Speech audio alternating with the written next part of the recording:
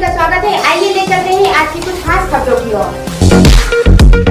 संस्कार सेना ने रायसेन में माता पिता पूजन कर युवा पीढ़ी को दिया वरिष्ठों के सम्मान का संदेश। संगीत की रंगारंग प्रस्तुति पर बुजुर्गों ने किया नृत्य। संस्थापक हरभजन जांगड़े ने माता पिता तुल्य बुजुर्गों का किया पूजन, नम हुई बुजुर्गों की आंखें। 3 अप्रैल रायसेन जिला मुख्यालय पर आकाश फैमिली रेस्टोरेंट में संस्कार सेना द्वारा आयोजित माता पिता पूजन कार्यक्रम में माता पिता समान बुजुर्गों को साक्षात भगवान मानते हुए संस्कार सेना की टीम द्वारा आरती पूजन की गई। संस्थापक हरभजन जांगड़े ने रायसेन जिला अध्यक्ष थानसी मालवी, बबलू वर्मा, महेंद्र तोमर, बारेलाल सूर्यवंशी, गिरजेश कुशवाहा सहित आयोजन समिति की सराहना की तथा मंचासीन विशिष्ट अतिथि हिंदू उत्सव समिति के अध्यक्ष रवि खत्री, विजय कपूर एवं पत्रकार मलखान सिंह, अशोक सोनी सहित समस्त उपस्थित जनों की उपस्थिति को भी नमन किया। इस अवसर पर संस्था के संस्कृति प्रकोष्ठ के सभी पदाधिकारी कलाकारों द्वारा रंगारंग प्रस्तुति दी तो बुजुर्ग भी अपने आप को नृत्य करने से रोक नहीं पाए।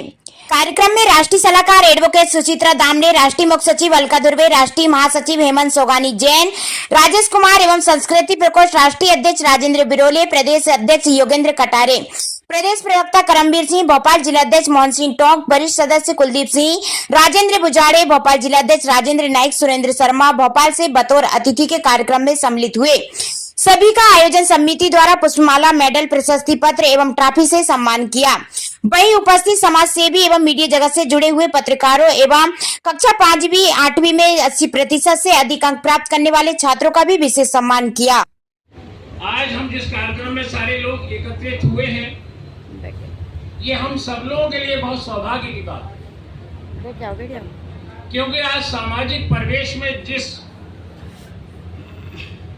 चीज की जरूरत है, जिस परिपाटी की जरूरत है, वो जो हमारे जांगड़े जी, जिस राष्ट्रीय अध्यक्ष जी ने जो शुरुआत करी है, वो निश्चित रूप से अपने आप में बहुत अद्वितीय है। आज पारिवारिक संस्कारों की कमी है, हमारे बीच में बहुत सारी दूरियां परिवारों में बढ़ती जा रही हैं और इन दूरियों को रोकने के लिए जो हमारे राष्ट्रीय अध्यक्ष जी ने जो एक बीड़ा उठाया है, थाइन सिंह जी उसके लिए जो प्रयास कर रहे हैं, उसके लिए वो सभी लोग साधुवाद के पात्र हैं। लेकिन मैं पिछले 19-20 सालों से रायसेन को देख रहा हूँ, यहाँ सम्मानीय पत्रकार गणों को देख रहा हूँ। निश्चित रूप से यहाँ के जितने भी सम्मानीय पत्रकार गण हैं वो अपने आप में अद्भुत हैं कि जब उनके पत्रकार मित्र का कोई कार्यक्रम होता है तो वो कंधे से कंधा लगा के उसमें सहयोग देते हैं, पूरा समर्पण देते हैं। ये उनकी विशिष्ट कार्यशैली है और मैंने बहुत जगह जहाँ पे भी जो अध्ययन किया, जो देखा है, लेकिन जो विनम्रता यहाँ के मीडिया के सारे पत्रकार गणों में है वो अपने आप में सम्माननीय है। दूसरी चीज, हमको लगता है कि शायद हम ऐसे किसी कार्यक्रम में आ गए हैं। ये ऐसा वैसा कार्यक्रम नहीं है। एक किसी भी कार्यक्रम को करने के लिए, किसी भी कार्यक्रम का बीड़ा उठाने के लिए और उसको सफल बनाने के लिए जितने अथक प्रयास करने पड़ते हैं, ये केवल कार्यक्रम करने वाला व्यक्ति ही जानता है। मैं इस अवसर पर ज्यादा कुछ न कहते हुए सामान्य राष्ट्रीय अध्यक्ष जी और थानसिंह मालवी जी की सारी टीम को, मंचासीन सभी जितने भी उपस्थित यहाँ सम्मानीय अतिथिगण हैं और हमारे बीच में जो मीडिया के पत्रकारगण हमारे साथ हैं, मैं उन सबको विश्वास दिलाता हूँ कि ऐसे प्रयासों को हम सबको आगे मिलकर बढ़ाना है और उन प्रयासों में मेरा जो भी सहयोग हो, समर्पण हो, मैं उसके लिए सदैव तैयार हूँ। मैं देख रहा हूँ कि बारेलाल जी इधर से उधर बहुत भाग रहे हैं, बहुत मेहनत कर रहे हैं। समझ, इन शब्दों के साथ मैं सिर्फ इतना ही कहूँगा कि ये टीम भावना, ये स्पोर्ट जो है, ये बनी रहना चाहिए और आगे भी इससे जब ये कार्यक्रम हो तो इससे बढ़ चढ़ कर ऐसा प्रयास किया जाए कि समाज में एक संदेश जाए। एक कार्यक्रम कोई औपचारिकता बन के ना रह जाए, एक याद बन कर ना रह जाए, एक अभियान बन के ये कार्यक्रम चलता रहे। इन्हीं शब्दों के साथ मैं अपनी वाणी को विराम देता हूँ। जय हिंद, धन्यवाद, जय भारत। धन्यवाद। मेरे बुजुर्ग और मेरे भाइयों को बहुत बहुत आभार और धन्यवाद, जो मुझे इस मंच का विशेष अतिथि बनाकर बुलाया, उसके लिए मैं आप लोगों को बहुत बहुत धन्यवाद कहता हूँ। इसके अलावा जो ये संस्कार सेना है, जो माता पिता के सम्मान में सोच रहा है, ये एक बहुत उज्जवल और अच्छी चीज है। क्योंकि आज के टाइम में बच्चे तीर्थ करने जाते हैं, मंदिर जाते हैं, मतलब कई जगह तीर्थ करना चाहते हैं, लेकिन घर में जो माता पिता हैं, वो भगवान से ऊंचे होते हैं। क्योंकि सर्वप्रथम अगर अपन अपने माता पिताओं को सम्मान देंगे, उनकी सेवा करेंगे, तो सारे तीर्थ तो हमने वैसे ही कर लिए हैं। तो इससे मैं यही चाहता हूं कि भाई पहले बाहर के भगवान के पूजने से पहले अपने घर के भगवान को पूजोगे तो आपको उन्नति भी मिलेगी, तरक्की भी मिलेगी और फल भी मिलेगा। बस इतना ही कहकर अपनी वाणी को समाप्त करता हूँ कि जो माँ अपने बच्चे के प्रति क्या भाव रखती है, क्या अरमान सजाती है, वो माँ जिसके पेट में बच्चा होता है और वो अपनी दुख पीड़ा सहते हुए उस बच्चे के प्रति अरमान सजाती है कि ये बच्चा 9 महीने बाद जमीन पर आएगा।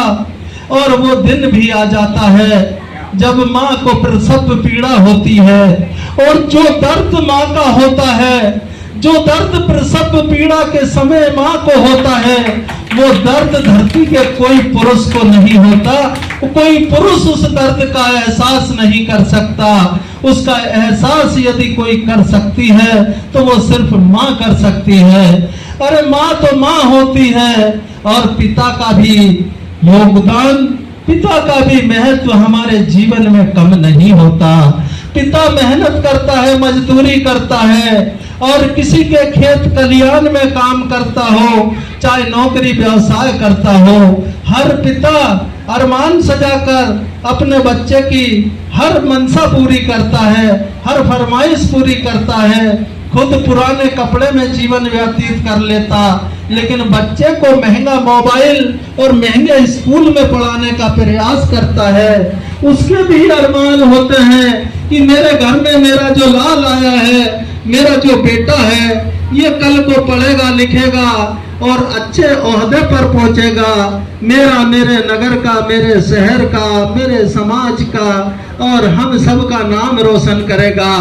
इस अरमान के साथ माँ और पिता दोनों मिलकर बच्चे के लिए अपना कर्तव्य तो पूरा कर लेते हैं, लेकिन वो बच्चा, जिस बच्चे को माँ ने खुद नीले में सोखरों से सूखे में सुलाया था और उसे पढ़ा लिखा कर अरमान सजाया था कि ये बच्चा अब जवान हो गया है, ये मेरे बुढ़ापे का सहारा होगा, और वो बच्चा जवान भी हो जाता है, पढ़ लिख कर हाई प्रोफाइल सोसाइटी में भी पहुंच जाता है, ऊंचे ओहदे पर भी पहुंच जाता है। और जब वो IAS, IPS, कलेक्टर, कमिश्नर और मंत्री, मिनिस्टर लेवल पर पहुंच जाता है, फिर वो बच्चा नहीं रहता, फिर उसे बूढ़े माँ बाप बोझ नजर आने लगते हैं और उन्हें अपने साथ रखने में उसे शर्म महसूस होने लगती है, और शर्म के कारण से वो बूढ़े माता पिता को अपने साथ